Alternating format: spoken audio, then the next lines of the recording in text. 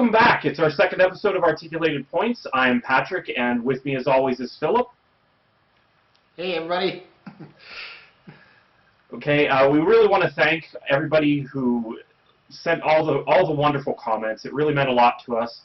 We want to thank everybody who liked and subscribed, and send a congratulations to our prize winner. We really appreciate all the comments that we received. Yes, we're happy with the turnout. We're glad people are watching us. It's really, we made this for ourselves, but it is nice to know that other people enjoy what we're doing. That is true. And eventually, if things go on course, it may be just for ourselves, and we really will be the only ones watching. That's a possibility. Okay, well, basically we want to make sure that we include G.I.Joe right at the top of every single episode. Isn't that right? Yeah, like I said in the first episode, we are a G.I. Joe focused podcast. It is not our only focus, but we do want to have something G.I. Joe per episode, and we'll just load it right up front. Okay, well, the first thing that I want to talk about in this episode is something that perhaps I'm a little bit too excited to talk about it, because it probably was one of the things that I just thought would be fun to talk about so much that it was almost fueling my desire to do this podcast to begin with. Or webcast, whatever it may be called. Videocast, something cast. Right. And we talked that we don't want to do just any single era of G.I. Joe. There's so much G.I. Joe history out there that is fun to dive into. Why limit ourselves? We are about all eras of G.I. Joe. 12-inch, 3 3/4 inch, modern, wherever we may go in the future. So this era of G.I. Joe is one that's not necessarily revisited all that often. And here it is. Valor versus Venom. Not a lot of people necessarily go back to this era of G.I. Joe. Whenever the modern era stuff came back, we revisited a lot of 1982 through 1986, I felt, and we've gone further than that lately. But this, I think that you'll be interested in. Action Man X missions and Valor vs. Venom. What is the connection? Let's take a look. In September of 2004, G.I. Joe Valor vs. Venom was released to home video. Like its Spy Troops predecessor, it was a feature-length CGI movie animated by Real Effects Creative Studios, the same team that had been working with Hasbro to create the animated sequences used in G.I. Joe vs. Cobra commercial segments in 2002. And while it marks the last feature-length G.I. Joe title created by the studio, it was not the last Joe-related movie they would release. 6 months later, in March of 2005, Action Man X Missions the movie was released to DVD. Due to the fact that these titles would be released in different parts of the world, children who are fans of one would have most likely not been aware of the other.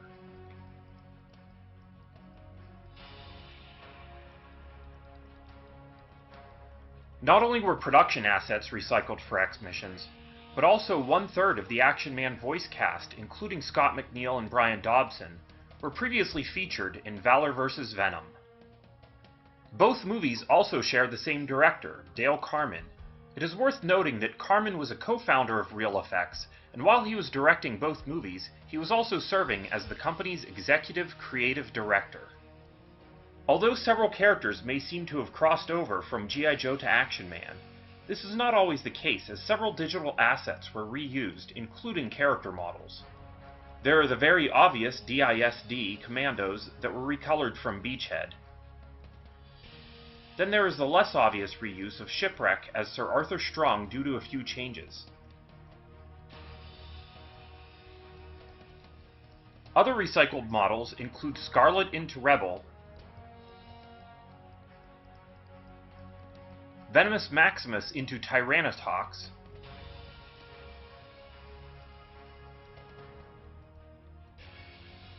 and Dr. Mindbender into Mr. W.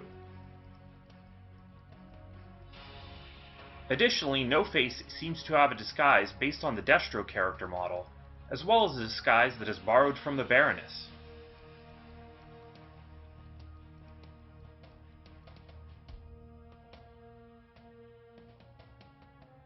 Meanwhile, Coil Crusher and Snow Wolf remained the same, both in appearance as well as in name.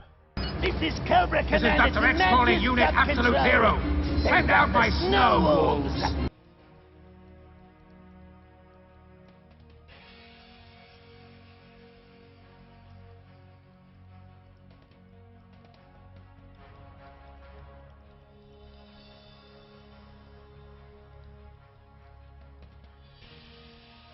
While many similarities exist between the two, they are also clearly set apart by their differences. For fans, the most indulgent of these differences are the various action sequences sprinkled throughout each show. Action Man can be found in a motorcycle chase across the Millennium Dome, an underwater battle against a shark, and what Spy Troops fan wouldn't be happy to see him make use of a battle luge? While the similarities of Valor vs. Venom and X missions may have been due to it making a lot of business sense at the time, it now exists as an interesting chapter in G.I. Joe history. I like how when they re-rendered the satellite, suddenly the solar panels were red, but when it got blasted, it went back to the blue from Valor vs. Venom. Yeah, it's a little weird, because some of those things that are different from one to the next, you kind of wonder, were they tweaking things that they watched Valor vs. Venom? Because X Missions came a year later almost. Were they tweaking things that they didn't quite like as they saw it in X Missions? Because I think that those solar panels may stand out a little bit better against the look of space, and maybe it gives a little bit more dynamic image to that particular shot. So were they tweaking things, or was it some sort of shortcut? Because there's certainly parts of the movie that I thought that Valor vs. Venom was done a little bit better. But then there's also some technical stuff that, like the battle with the bear, I actually thought that in X Missions it was a little bit more clear whenever they were pulling the hypodermic needle out of the bear, what was happening, because in Valor vs. Venom, it's almost like they don't want to show it, so they show people's reactions, and the jump cuts are very strange, and it comes a little bit better together whenever you watch X Missions. Yeah, you gotta wonder if things were just changes for the sake of changes, or if they had a point. But I still think it's weird, though, that red solar panel satellite, when it gets blasted by the energy wave, it goes back to blue panels there, like it's an error or something, rendering issue. Oh, really? Yeah. So, like, they just didn't want to re-edit that part. I had to get the battle luge in here, because where else are we going to get the battle luge? Right, the Joe Customs guys will especially enjoy seeing the battle luge. Is it really pretty much established that the figure that's on that battle luge is Tunnel Rat? Because I thought I made a pretty good case for that back in the day. No, you did make a very good case for that, and I think that as people looked at it more and more, for sure, it definitely is Tunnel Rat that is on the battle luge. And is the name battle luge just a fan-made term, or is that something that that ever was actually said by Hasbro? I think it's in the blueprints. I want to say it is. Is it? Yeah, it's just one of those things that I've said so often, and it's, you know, it's part of the fun of the fandom. Like, we enjoyed talking about the battle luge. Oh, that'd be better with a battle luge for a little while. So I was never quite sure, is that something that actually came from Hasbro, or is that one of those many things that the G.I. Joe community has just enjoyed on their own to the point where it's just ingrained in my brain that definitely is a battle luge? I mean, if I saw it somewhere else called, like, Tactical Luge, I'd be like, no! It is a battle luge. Yeah. Roller plank. Right. You know what, though? Rewatching that video, I have to say that one of the things that I really liked was going back to those initial commercials for 2002. Because 2002 in itself was this weird era of G.I. Joe was out, and everybody was a little bit sad that that last wave that included Tomax and Zaymont became very difficult to get, because they were moving to this new style of figure, and it was this big relaunch. But I have to say, seeing those commercials, whenever Destro came on screen, even though he had this weird look on his face with exactly with the teeth like that, it was like, ooh, that's not quite Destro, but it was so exciting because you knew that some energy was being pumped into G.I. Joe, and we were going to get something really, really cool. And then all these figures started coming out with all these new sculpts, and that was the first time that had happened since, G.I. Joe Extreme. I guess. Yeah, and it was like, that was the first time since '94 really where it felt like the powers that be at Hasbro were all about, catering to us 3 3/4-inch collectors. For the first time we felt acknowledged. Yes, absolutely. I felt it was just a very, very great move on their part. So what do you think about this deal where Valor versus Venom and X missions use the same footage? That's not really a first, is it? I mean, there's Disney over the years has reused animation, but it was hand-drawn animation, so they had to redraw it, so it's still original animation. It's just, the same reference points. And I guess you could kind of make that claim here, but a lot of it is just reused files, so as a cost-cutting measure, it's ingenious. I bet they didn't think, people on the other sides of the ocean, the Atlantic, would be looking at these things side by side. Right. It's kind of like whenever they're building all these digital files, those digital files then become assets that can be used later. And Disney's a great example.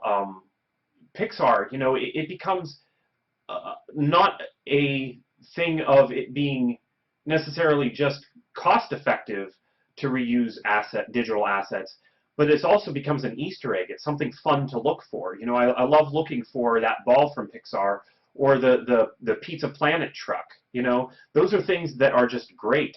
And it kind of makes me wonder if any of the assets that were created for this may have been reused later by Real Effects, because if you're creating scenery from London, do you need to recreate that again for another movie? Probably not. Now, I don't know if that appears in another one of their works, but it does make me wonder if any of this stuff has ever been used again. It is a good question. I can tell you for sure it wasn't reused in the Book of Life. Well, the Book of Life, actually, that's one I don't think that G.I. Joe fans necessarily continue to look at what Real Effects has done since then. And the Book of Life is incredibly visual. And that movie, whenever it came out, people really were talking about how colorful it was and how that was, the animation and the design of all the characters was really a huge strength of it. Yeah, being like little wooden dolls being told in a story. But yeah, I like that movie a lot too. Absolutely. So watch Book of Life, I guess we're saying. I don't know. but no, Valor versus Venom, I think that it was certainly a lot of fun. You could pick apart this movie a little bit. There are some things that fans were like, really? That were definitely made for kids. But if you are one of those fans that jumped on during the 25th era and you haven't taken a look at this is definitely a way that you could watch this movie and then treat it a little bit more, how should I put that? A little more scientifically? No, that's not it. It's academically. Academically. That is absolutely the word I was looking for. Yeah, academics. I couldn't think of it. But yeah, compare it to X Missions. This one, actually, I don't know that this one was region-free. You could find this around, though. Action Man X Missions does not cost a lot to just purchase it. I was able to play it on my computer, so that was how I watched it originally. It is region-locked, so you need to get a region-free DVD player, but it is easy to acquire. Yes, it's out there. And all those characters and everything, I really wish that at some point we had been able to get some of those as toys. One of the things, actually, I did want to mention that I really thought was strange is the Dr. X has a pet, and that pet is what? Komodo Dragon or something. It's a Komodo Dragon. And that same Komodo Dragon, it was a toy in the 12-inch scale, so it did make sense for it to be in the movie. But the Komodo Dragon was also a toy that had been previously released, originally in Spy Troops, with Sand Viper. And it kind of made me wonder, yeah, the little one, the 3 3/4-inch one. It kind of made me wonder, well, whenever they put the Komodo Dragon in the movie, were they thinking that the Komodo Dragon may actually be an asset that would be used in spy troops, or were they thinking that the spy troops figure would end up in Valor versus Venom? I kind of wonder how that connection of that very similar looking Komodo Dragon happened. You know, it just seems oddly coincidental to me that that would be both in the 3 3/4 inch G.I. Joe toy line, and it would be in the 12-inch Action Man toy line, but yet it never appeared in Spy Troops or Valor vs. Venom movies. It's very odd. Along that the similar line of thought, though, you pointed out in the video that Coil Crushers and Snow Wolves were the same between both movies. It occurs to me there was a 12-inch Coil Crusher released in the G.I. Joe line. You could just make it play double duty in your Action Man toys. That's true, and I don't think that that figure was released for Action Man, was it? No, the closest they got was a Dr. Gangrene that used the body with a gangrene head, but that was like Mexico and... Right. Komodo Gangrena, right? Yes. That's probably a good point to mention, is that Action Man X Missions is actually the second part of 3 videos. The first one was called Robot Attack, and it was included as a freebie with a figure. Freebie with a magazine. Free with a magazine, okay. The third one then was with a figure. Komodo Gangrena, I'm pretty sure that it came with the figure. The original 2, very simple to find. The third one, because of Action Man still staying very popular in South America, I believe it was released only in Mexico. Is that correct? Yeah, I think that's it. It's only Mexico. It's definitely only Spanish language. I don't know if there's more countries it came out in, but we definitely know Mexico. And it has a great scene with the dog that, if we can, please put it right here. Edit it right in because it's hilarious. I love it. Whenever you have a couple of dogs running around with equipment strapped to their backs, and they're like spies, you know, helping out Action Man, it's just a lot of ridiculous fun. So please put that, whichever one of us edits this, we'll put it right here because that's fun. Like right now. Like right now.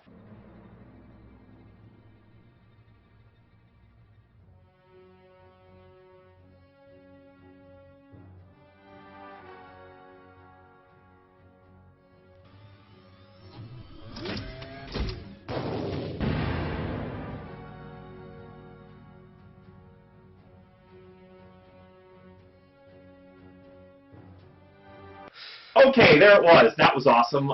I'm sure that everybody loved that as much as I did. But yeah, again, it went, Robot Attack was the first one, that it was included with a magazine. Action Man X Missions was the second one, and the third one was Komodo Gangrena. And Komodo Gangrena is the one that is very difficult to find. And I end up seeing all kinds of disgusting Gangrena stuff online whenever I end up searching for Gangrena. For gangrene. Just don't, No. don't. Yeah, so, I don't know. Do you have anything else to say about that? I love this stuff. I still would love to see some of the unique characters made. I mean, how many Beachheads have there been? We definitely could get that figure done as a trooper. So if they ever made another Venomous Maximus, I think that it would be great if they also kind of pre-planned a repaint of it as Tyranotox. It just makes sense to me. I mean, both these things kind of exist in this greater G.I. Joe universe. I think you can make 3 3/4 inch customs of them if you really want. I'm pretty sure Venomous Maximus's hair is a separate piece. You can always just kind of rip that off and just start going to town with your tester. Yes, and I am, you know, a very stereotypical customizer, because somewhere in my stuff there is a Venomous Maximus with the hair ripped off, and he's all ready to go. And that's as far as I've gotten, and it's a work in progress. It's the to-do pile. It's too bad that talking 12-inch Venomous Maximus never came out, because then you could actually try and make a 12-inch Tyranotox to work in with your Action Man toys. Yeah, I really like that figure. I tried multiple times to win that figure whenever it's popped up. I really like that one. It's just a shame. I just have to satisfy myself with a scan from the Toy Fair magazine. Okay, so I've kind of gone on about something that excites me, and I'm glad. I think that I got in every point that I wanted to make regarding this. I would love to continue talking about this. If you have any comments, please, if you do watch this show, send us a comment. Even if you're watching this episode 3 years from now, and you're like, hey, that seems pretty cool, I'm going to go revisit that. I won't be tired of talking about this 3 years from now, so please leave a comment. I'd be glad to listen to it. If you're watching this episode 100 years from now, your results may vary. No, please leave a comment if you're watching this 100 years from now, because I plan on living forever. You're going to be immortal or die trying. Okay, anyway, moving on. You were sharing with me like a little bit of a hint of some really cool stuff that you were doing. And we kind of talked about how we wanted to not only do G.I. Joe, but other things that are of a kind of greater fandom and fan-related things that we think that a lot of people who are really into G.I. Joe may also be into this. So tell us about that. What have you been up to? Yeah, well, as you know, it is currently October as we're filming this, and hopefully it will still be October by the time this gets out. So, there's a little park not too far away from me that was created and opened in 1955. Okay, it's Disneyland. I'm nearby Disneyland, and I have an annual pass there, and I enjoy going there all the time. And throughout September and October, they have their Halloween time. That's right, Halloween time. You already showed me it's some awesome stuff. I love the way that you put all this together. I actually didn't know how much they actually do. So I want to take another look. Let's take a look at that.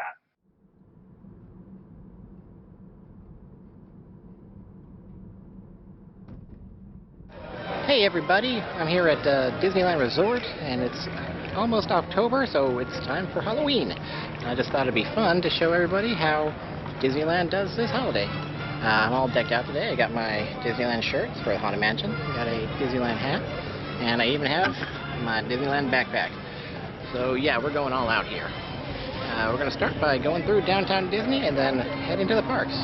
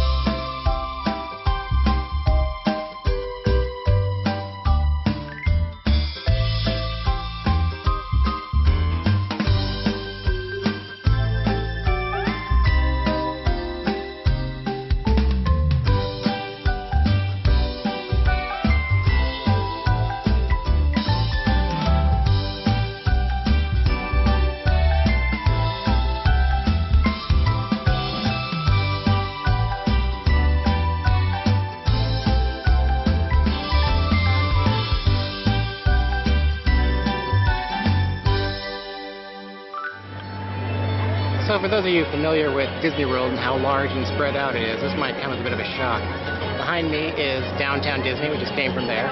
To the left of me, that's Disneyland Park. And to the right,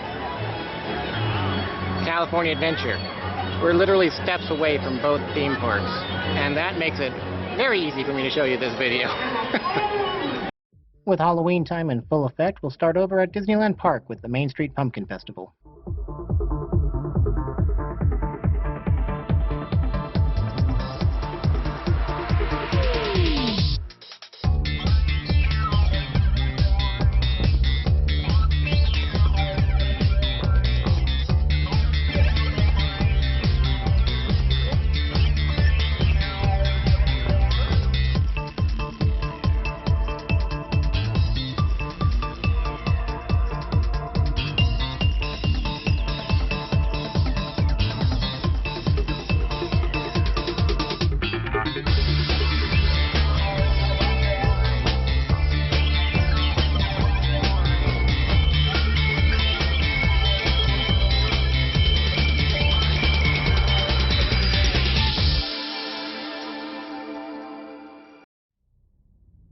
Over in Tomorrowland, Space Mountain gets a spooky overlay with Ghost Galaxy, where skeletal nebulas try to grab your ship as you plummet through space. Among the numerous merchandise items is something for Star Wars fans. It's a candy corn-themed droid named R4-Boo-18. It is fully compatible with Disney's Droid Factory line, but with a distinct coloration and its own unique characteristics. One of the biggest draws of the Halloween and Christmas seasons is a little change that goes down in New Orleans Square, where the Haunted Mansion gets an overlay theme to the Nightmare Before Christmas. The Haunted Mansion holiday is a tradition that dates back to 2001 and spans both the Halloween and Christmas seasons. Over the years, more animatronic figures have been added representing characters from the Nightmare Before Christmas film, as well as gigantic handmade gingerbread houses. Rounding out Disneyland's Halloween offerings are various foods and souvenirs, an iteration of Ray Bradbury's Christmas tree, and a Dia de los Muertos display over in Adventureland's Zocalo Park. You're joking! I can't believe my eyes! All these people here to see little old me!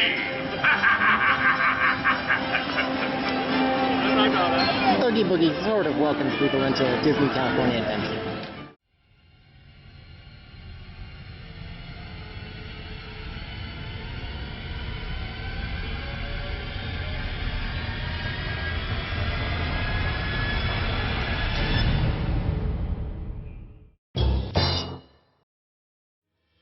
In the evenings, Guardians of the Galaxy Mission Breakout transforms into its Monsters After Dark iteration, where you and Rocket have to rescue Groot from some monsters running loose through the Collector's Lair.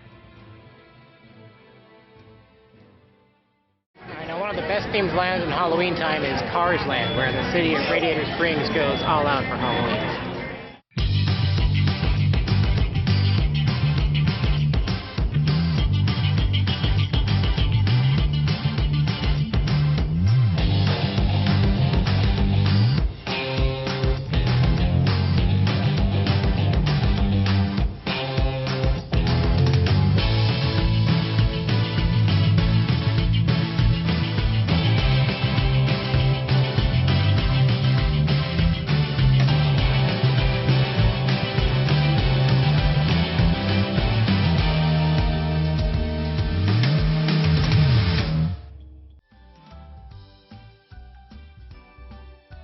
Cars Land is home to two Halloween-themed rides, the trackless Luigi's Honkin' Halloween and the whip ride Mater's Graveyard Jamboree.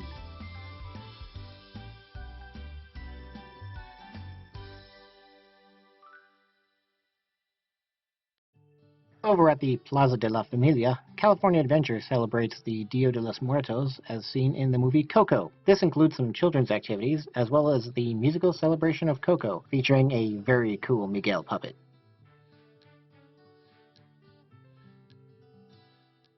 And there we have it. That's Halloween at the Disneyland Resort. I hope you enjoyed this field report, because I had fun making it. I'm actually amazed at how much they actually do, because if you're running a small business, one or two pumpkins out front, maybe a little bit of a haystack or something to say, hey, it's October, it's Halloween time. You can get a little away with reusing some of those things into the Thanksgiving time. That's enough. But you show me like these trees and these things, like this stuff doesn't look like it's going to last into the next year. It looks like they're going to spend this. The people who are there at the time are going to really enjoy it because it's very extravagant and what people have come to expect from the park. And look at that. That is amazing to me that there's like that shop is just like, hey, here's the things that you can get at Disney only during this time. I can see why the people who are fans of this are diehard fans and they just keep coming back because of the fact that there's so much to do in October that wasn't there a month beforehand. Yeah, that's what they like to call the Disney difference. It's the theming. It's really, you know, when Disney does something right, they'll do it right, you know. When they do it wrong, it's really lackluster, but people notice. And so there's kind of like a one-upsmanship that goes on where, you know, they have to keep pushing it to make it look, you know, up to standards. You know what I would actually like is to see you revisit some of these same places the next year, because I'm kind of curious how much of this stuff is just kind of taken and put in a back room and kept for a year and then brought back out, and how much of it is just brand new, that they have somebody constantly thinking, we need to redress this place for the holiday, and these are the things we have, let's be creative right at this moment. Most of that is reused year after year. How much of this stuff do they just pull out of the back and have a crew that puts it out, and how much do the Imagineers actually say, okay, we need to have these areas have this much attention to them? Because if you just kind of let people go with it, if you open up like the shipping containers of Halloween and said, go on out there, then things just wouldn't end up in the right place. So I'm sure that they have somewhere where things are tracked, or maybe they've marked things so that they know where to put them year to year. It's kind of crazy to me. Oh yeah, they definitely have off-site storage warehouses full of stuff like this. And yeah, things go in the same place every year, and sometimes you get a little bit more and more, so it kind of accumulates, and it's just kind of, end result. So how fast does it all go up? Is it one of those deals where, if you go there at the very end of September, the last day of September, there's nothing, and then you show up on October 1st, and boom, the whole place is done? Or is it done kind of gradually? Oh, well, it's September 7th is when this actually started, so no, it's definitely all there last day of September. No, it does start going in gradually. In fact, before October is out, you'll start seeing Christmas decorations going up in certain parts of the park. Like the castle will start having snow on top of it, and New Orleans Square will have more Christmassy decorations down its streets. So they definitely have to plan for it. Christmas is even more decorated than Halloween is. I would imagine. It's crazy. And I like how they actually utilize the things that they have that lend well to the holiday. Again, it's all about theming. Cars Land, things have to be car parts put together to make something spooky or decorated. So you get a zombie car crawling out of the ground. You've got ghost gasoline pumps. Things, you get, scary spaces made out of cones. I'm also always impressed with Disney's ability to go back and look at their history and make sure that they are not only reusing older ideas, but making sure that a good idea doesn't get lost. And I think that if they were to do more stuff with, is there any kind of Cars Halloween, anything other than, I'm not as familiar with with some of this stuff. Is there any kind of Cars Halloween, anything like there is Toy Story Halloween? Maybe one of Mater's Tall Tales. I haven't seen all of those. I don't know for sure. I'm sure though that if they went forward with doing anything like that, they probably would refer back to this material, because a bunch of great ideas went into this. So you don't want to lose those great ideas, so you keep track of them. And that's the thing that always impresses me, is how much stuff is there, and yet they're not losing track of any of it. Oh yeah, Disney's got a whole archive department, and they are very good. But even they have been known to misplace things. Like when they added back in the Hatbox Ghost at the Haunted Mansion, for the longest time they couldn't find the head mold for it to make the ghost. They found out that the head was reused for one of the hitchhiking ghosts. They just added hair to it, so it looks different. But really, so that's where they realized it was written on the box where the head was stored. That's how they figured it out. So did the hitchhiking ghost? What happened to his original head? Oh no, they always use the same molds.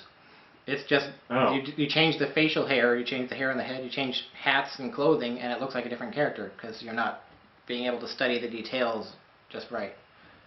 There's a lot of reuse of head molds across audio animatronic figures. The Haunted Mansion, definitely. Whenever I was in Disney at the G.I.Joe convention last year, it was now, right? Or 2017. 2017. Yeah, it was last year. Well, hopefully it was last year that we get this episode out before the end of 2018. But yeah, I have to say that Haunted Mansion was definitely my favorite. It could just be the fact that I enjoy Halloween a lot. And Haunted Mansion isn't really Halloween, it's just a Haunted Mansion, but there's a lot of similarity between the Haunted Mansion and Halloween decorations. So I just thought that it was a lot of fun. And some of the technical stuff that they pull off inside of it, that you're there in person and things just look great, it definitely was the highlight of the park for me. Yeah, you liked it so much when I pointed out the Nightmare Before Christmas overlay Disneyland gets. You were not a fan of that. You wanted straight Haunted Mansion. Yeah, I definitely prefer Haunted Mansion to Nightmare Before Christmas. Now I should point out, there is a separate ticketed event at Disneyland called Mickey's Halloween Party. It's its own like $100 plus ticket, and for that you get trick-or-treat trails, some singing by the Cadaver Dance instead of the Dapper Dance, a parade called the Frightfully Fun Parade, as well as the Halloween Screams, a Villainous Surprise in the Skies fireworks show. So if you're willing to pay a little bit more, you can get access to the park with a lot less people inside, so you can get some more rides on in the evening, and some more exclusive merchandise, shows, and events. That sounds like a good deal. It sounds like it almost sounds like they know that a lot of people are going to be there in the summertime, and that they've made a very good reason to come to the park during this time of the year. Yeah, Disneyland offers that more family-friendly, child-friendly trick-or-treat Halloween experience. Okay, well that's really cool. I definitely want to see you do something for Christmas. Go in there and film something again. I'm kind of curious. Also kind of curious what the difference may be between Disneyland, which we just saw, and Disney World, which is where I was for JoeCon. And most of us, you know, G.I. Joe fans, a lot of us G.I. Joe fans were there for JoeCon last year. But I definitely want to get out to Disneyland at some point. I know that Disney World's Magic Kingdom does get some Halloween decorations going. They also have a ticketed Halloween event called Mickey's Not So Scary Halloween Party, ever so slightly named differently. Pretty much the same concept. It's after hours, hard ticketed event, treat trails, fireworks, parade. But they don't have the ride overlays that we do. So their Haunted Mansion just stays a regular Haunted Mansion. They don't have a special version of Space Mountain. Although this year they did do a sort of thing with that, where they turned off all the lights inside Space Mountain and you're just riding it in complete darkness. And then they made their teacup ride a little zanier with some Halloween-y music. So they have started doing that. It's just largely the decorations and the party. Kind of curious about Disney Paris as well. Is there anything being done over there?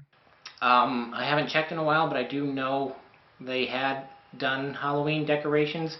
A lot of that was like the basis of scarecrows with big jack-o'-lantern heads around the parks. But again, I haven't checked on that in several years, so I'm not quite sure. I do know that Tokyo Disneyland also does the Haunted Mansion Holiday. They're the only other park that does it other than Disneyland. And it's Nightmare Before Christmas again over there as well. Is that right? Yeah. Oh, yeah.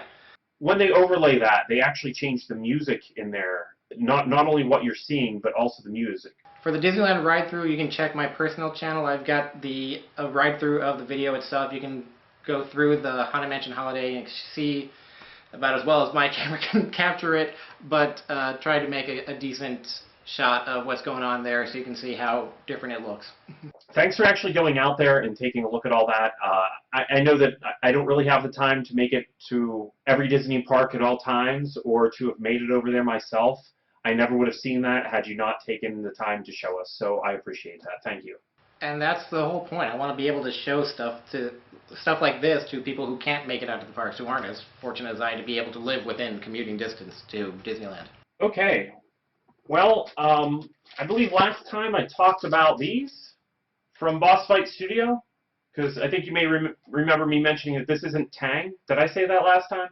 This is not Tang. This is not astronaut food, even though it kind of looks like astronaut food to me. The bags they use amuse me. I don't know why. I love the stuff inside. I don't know if you called it Tang, but you definitely did bring it up. Yeah, but I actually opened these and recorded it, so how about we watch that now? Is that cool? Sounds like a plan. All right, let's watch that. Okay, here we have my Boss Fight Studio blind bags. Let's get these open and see what is inside.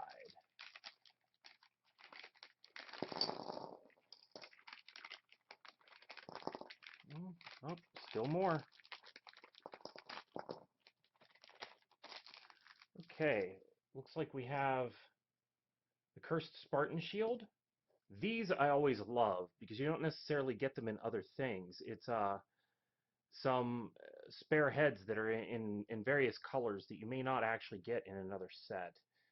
Here's a Gorgon head, top of one anyway. This could be potentially used for a battle scene or a custom. I don't know. Personally, I probably won't do anything with these other than collect them because I think they're awesome. Same thing with this. Bases are always useful. I like this spear. I think this is a spear from the Celestial 2-pack. It kind of works as a magical spear outside of that set. I really like that what I see here. There seems to be some pairing of items. It looks like most of these are from one of the orcs, which I definitely have a lot of uses for that helmet. I love that thing. You know, both shoulders in there, as well as the cuffs for the legs. I like that there is the mask as well as the helmet inside this pack. So, I mean, I would probably have a use for the helmet even if it wasn't, well, use for the mask even if it wasn't with the helmet. But since the helmet is in here, that's ever so much better. Okay, let's see what's in the second one.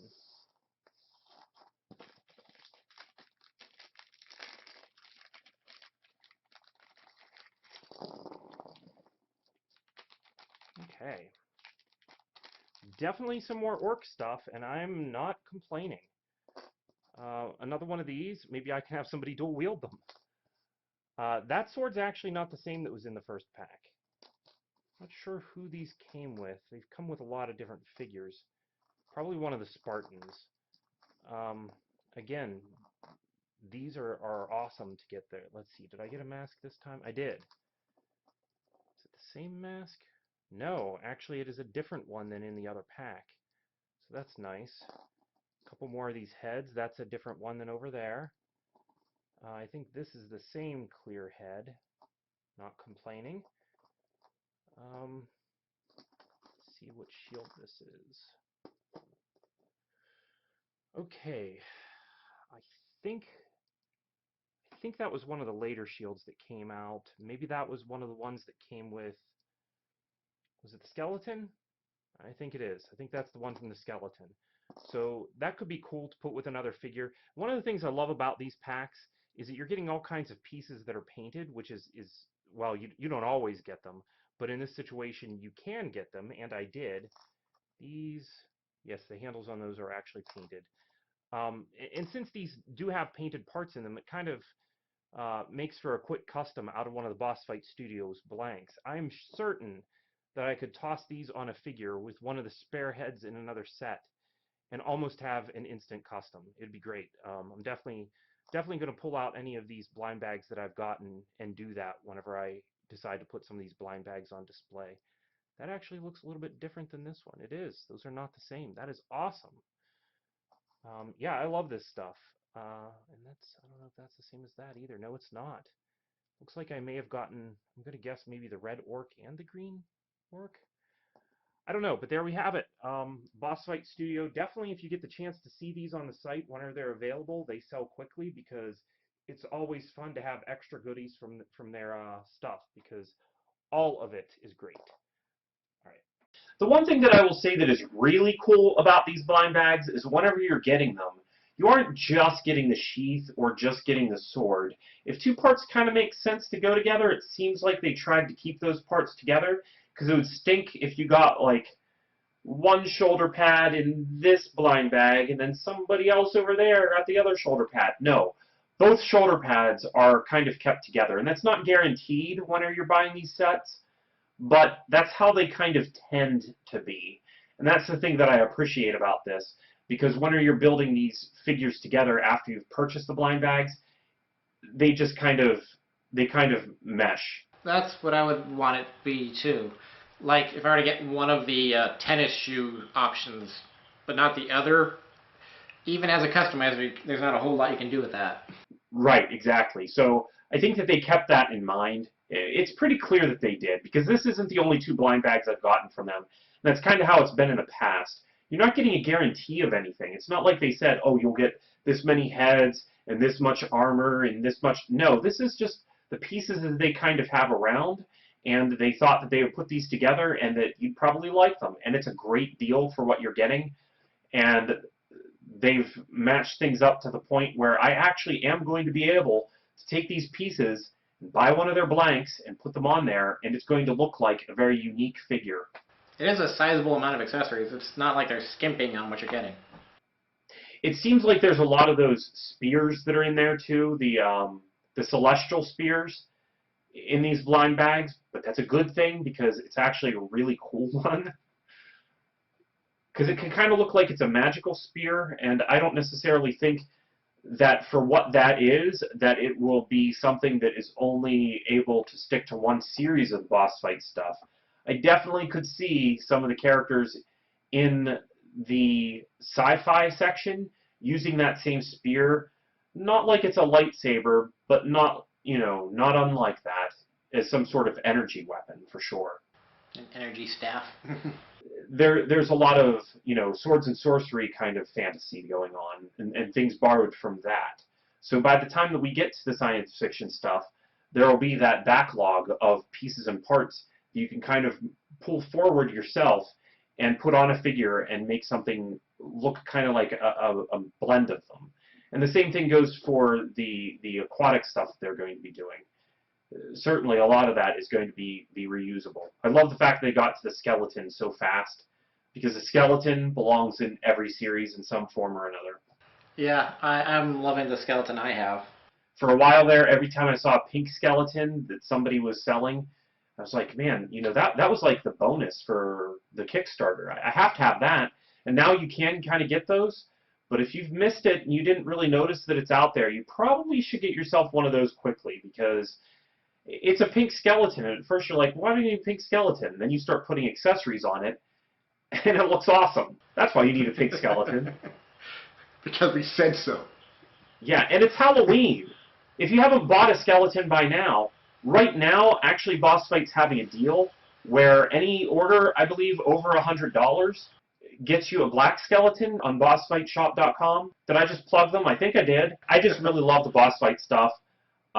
We're probably going to continue talking about them, bringing them up regularly, because the stuff that they do needs to be revisited regularly. So yes, it sounds like I'm just plugging Boss Fight right now, but really I'm just gushing about how much I enjoy their stuff. And of course, their compatibility with lines they've worked on for other vendors, like the Marauder Task Force or Zombie Lab. Yes. We're going to be going back to that Boss Fight a few times, I'm sure. I guess this brings us to the end of the episode, doesn't it? Yeah, we just had our 3 segments for today. We're trying to make this more the standard as opposed to last episode's 4, but nothing's written in stone. Yeah, whatever. Whatever kind of goes together is what we're going to do. Well, thanks for joining us on another episode of Articulated Points Podcast. We hope you had fun today. We hope you're going to keep tuning in for us in future episodes. All right, we'll see you next time. Thanks for watching this episode of Articulated Points. We hope you enjoyed it, and we'd appreciate it if you would like, share, and subscribe. If you'd like to learn more about some of the toys featured in this episode or want to follow us on social media, links are in the description below this video.